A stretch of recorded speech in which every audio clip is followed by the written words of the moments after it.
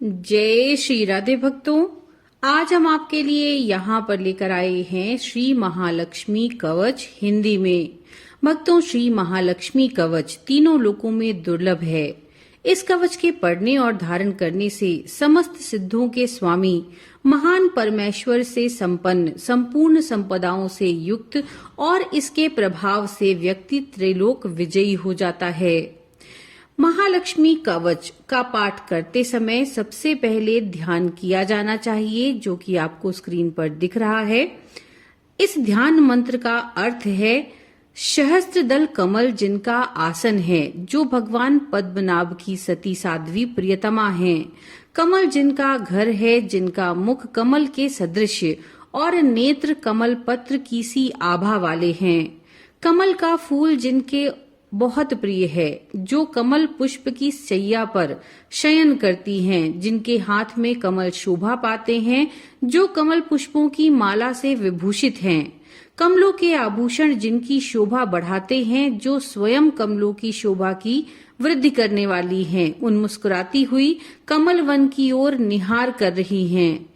उन पद्मिनी देवी का मैं आनंद पूर्वक भजन करता हूँ।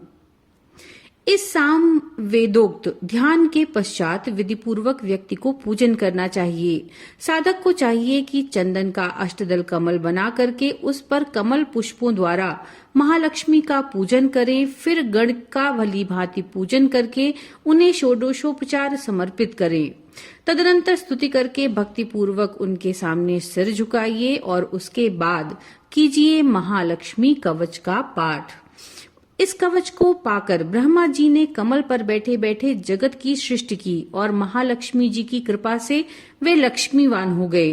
फिर पद्मालया से वरदान प्राप्त करके ब्रह्मा लोकों के अधीश्वर हो गए। उन्हीं ब्रह्मा जी ने पद्मकल्प में अपने प्रिय पुत्र बुद्धिमान सनत कुमार को ये परम अद्भुत कवच दिया था। सनत कुमार ने ये कवच पुष्कराक्ष को प्रदान किया था, जिसके पढ़ने और धारण करने से ब्रह्मा समस्त सिद्धों के स्वामी महान परमेश्वर से संपन्न और संपूर्ण संपदाओं से युक्त हो गए।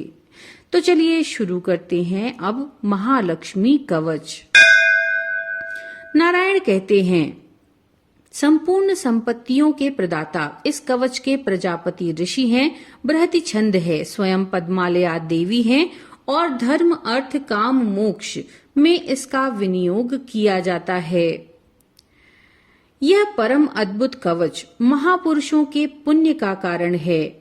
ओम ह्रीम कमलवासिन्ये स्वाहा मेरे मस्तक की रक्षा करें। श्रीम मेरे कपाल की और श्रीम श्रियै नमः नेत्रों की रक्षा करें। ओम श्रीम श्रियै स्वाहा सदा दोनों कानों की रक्षा करें। ओम ह्रीम श्रीम क्लीम महालक्ष्मी स्वाहा मेरे नासिका की रक्षा करें। ओम श्रीम पद्मालयाय स्वाहा सदा दांतों की रक्षा करें। ओम श्रीम कृष्ण प्रियाय स्वाहा सदा दांतों के छिद्रों की रक्षा करें। नारायणेशाय स्वाहा सदा मेरे कंठ की रक्षा करें। ओम श्रीम केशव कांताय स्वाहा सदा मेरे कंधों की रक्षा करें।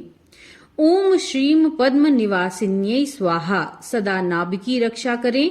ओम ह्रीम श्रीम संसार मात्रे स्वाहा सदा मेरे वक्षस्थल की रक्षा करें। ओम श्रीम श्रीम कृष्ण कांताय स्वाहा सदा मेरे पीठ की रक्षा करें। ओम ह्रीम श्रीम श्रियै स्वाहा सदा मेरे हाथों की रक्षा करें। ओम श्रीम निवास कांताय स्वाहा सदा मेरे पैरों की रक्षा करें। ओम ह्रीम श्रीम क्लीम श्रियै स्वाहा मेरे सर्वांग की रक्षा करें। पूर्व दिशा में मां महालक्ष्मी और अग्निकोण में कमलालया मेरी रक्षा करें। दक्षिण में पद्मा और नैऋत्य कोण में श्री हरिप्रिया मेरी रक्षा करें। पश्चिम में पद्मालया और वायव्य कोण में स्वयं श्री मेरी रक्षा करें।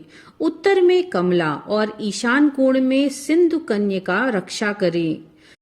ऊर्ध्व भाग में नारायणेशी रक्षा करें। अधोभाग में विष्णु प्रिया मेरी रक्षा करें। विष्णु प्राणाधिका सदा सब ओर से मेरी रक्षा करें। इस प्रकार मैंने तुमसे इस सर्वैश्वर्य प्रद नामक परम अद्भुत कवच का वर्णन किया। ये समस्त मंत्र समुदाय का मूर्तिमान स्वरूप है। धर्मात्मा पुरुष ब्राह्मण को मेरु के समान सुवर्ण का पहाड़ दान करके जो फल पाता है, उससे कहीं अधिक इस कवच को पढ़ने से मिलता है। जो मनुष्य विधिवत गुरु की अर्चना करके इस कवच को गले में या दाहिने भुजा पर धारण करता है, वह प्रत्येक जन्म में श्री संपन्न होता है और उसके घर में लक्ष्मी 100 पीढ़ियों तक निश्चल रूप से निवास करती हैं। वह देवेंद्रों तथा राक्षस राजों द्वारा निश्चय ही अवध्य हो जाता है। जिसके गले में ये कवच विद्यमान रहता है, उस बुद्धिमान ने सभी प्रकार के पुण्य कर लिए, संपूर्ण यज्ञों में दीक्षा ग्रहण कर ली और समस्त तीर्थों में स्नान कर लिया। लोभ मोह और भय से भी इसे जिस किसी को नहीं देना चाहिए, अपितु शरणागत एवं गुरुभक्त शिष्य के सामने ही प्रकट करना चाहिए।